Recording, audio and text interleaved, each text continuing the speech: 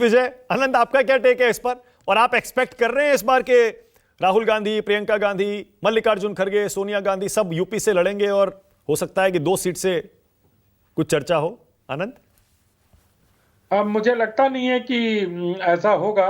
उत्तर प्रदेश में देखिए मानक जी, मैं एक चीज बताऊं कि उत्तर प्रदेश अगर किसी भी राज्य में अगर आप चुनावी इतिहास को देखिए और मतों के प्रतिशत को देखिए तो कोई भी पार्टी अगर 15% वोट से नीचे चली जाती है तो उसका उठकर खड़ा होना बहुत मुश्किल होता है। और कांग्रेस आज की तारीख में 6 या 7% पे खड़ी है उत्तर प्रदेश में। तो वहां आशुतोष जी ने ठीक कहा, उसको 10 साल कम से कम मेहनत करनी पड़ेगी। राहुल जी जो स्वयं खड़े हुए थे अमेठी में और अमेठी से हार गए चुनाव, अब फिर से अमेठी जाएं, रायबरेली लड़ें, कहीं लड़ें, मुझे लगता नहीं है कि उसका कोई खास प्रभाव पड़ेगा। प्रियंका जी भी अगर बरेली में लड़ लें, अगर मतलब उनके बहुत चाहने वाले उनको नरेंद्र मोदी के खिलाफ वाराणसी में खड़ा करवा रहे हैं, तो कांग्रेस के लोग भी इस राजनीति को और इस बयानबाजी का अर्थ और इसके पीछे छिपी हुई मंशा समझ रहे हैं कि लॉन्च होने के पहले ही हरा दो। तो ये जो चीजें हैं, मुझे लगता है कि कांग्रेस पार्टी को अब मल्लिकार्जुन खड़गे जी कहीं से लड़ा दीजिए, कांग्रेस में बड़ी मुश्किल से जमानत बचेगी अगर अखिलेश जी उनके साथ होंगे तब। तो जिस राज्य में मल्लिकार्जुन खड़गे जी अब उनकी अवस्था 80 से ज्यादा हो गई, वो एक सीट पर फोकस कर ले, वो तो बहुत ज्यादा दौरे करेंगे, इसमें भी मुझे संदेह है।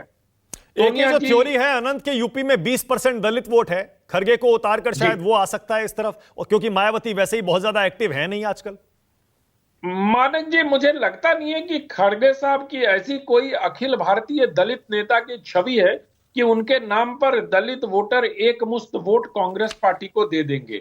और इस प्रकार से कोई उनका मतलब दलितों के बीच उनका कोई ज्ञात कार्य भी उत्तर प्रदेश में नहीं है। मैं जानबूझ के ज्ञात शब्द का प्रयोग कर रहा हूं क्योंकि अगर जब तक ज्ञात नहीं होगा, दलितों का उन पर भरोसा नहीं होगा, सिर्फ कास्ट के आधार पर, अब वो सारे जमाने चले गए। अब तो मायावती जी भी चाह के अपने वोट किसी पार्टी को ट्रांसफर नहीं कर सकती हैं।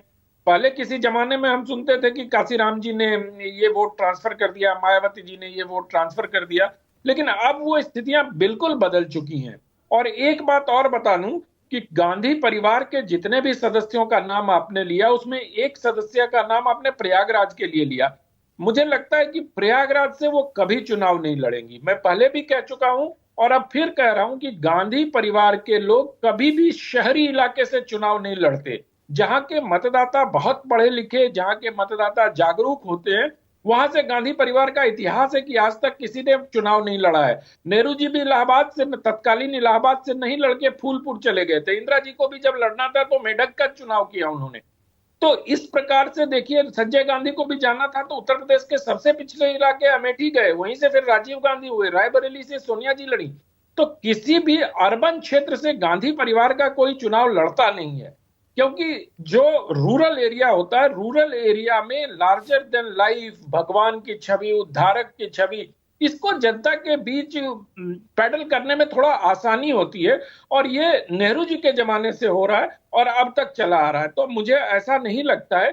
और रही बात, एक और बात आपने कही कि नरेंद्र मोदी जी अगर मदुरई से चुनाव लड़ते हैं, तो अगर का उत्तर नहीं दूं, मैं संजय जी से इत्तेफाक रखता हूं कि भारतीय जनता पार्टी प्रयोग करती है और चौंकाती भी है, लेकिन मुझे लगता नहीं है कि नरेंद्र मोदी जी काशी को छोड़कर कहीं और जाएंगे।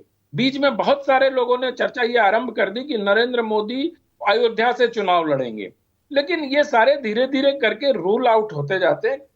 एक बात मैं आशुतोष जी से असहमत हूं कि अगर बड़े नेता चुनाव लड़ते हैं, बड़े, यहां बड़े पर ध्यान देना पड़ेगा, बड़े नेता अगर किसी लोकसभा क्षेत्र से चुनाव लड़ते हैं तो आसपास के इलाकों में उसका प्रभाव पड़ता है।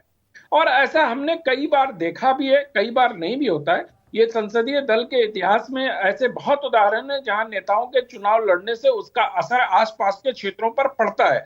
जैसे 2014 के चुनाव को लीजिए तो नरेंद्र मोदी के वहां से, काशी से लड़ने से जो पूरा पूर्वांचल और थोड़ा हिस्सा बिहार का है, वहां के चुनावी नतीजों पर बहुत सारे पॉलिटिकल पंडित ने यह बात कही कि हाँ, उनके लड़ने का असर होता है, क्योंकि उनका जाना आना आसान हो जाता है। उन लोगों को लगता है कि अच्छा, ये जो नेता है ये हमारे बीच में आ गया और ये हमारे क्षेत्र का, अगर पूरे क्षेत्र का प्रतिनिधित्व करेगा तो बेहतर कर पाएगा। हाँ बिल्कुल।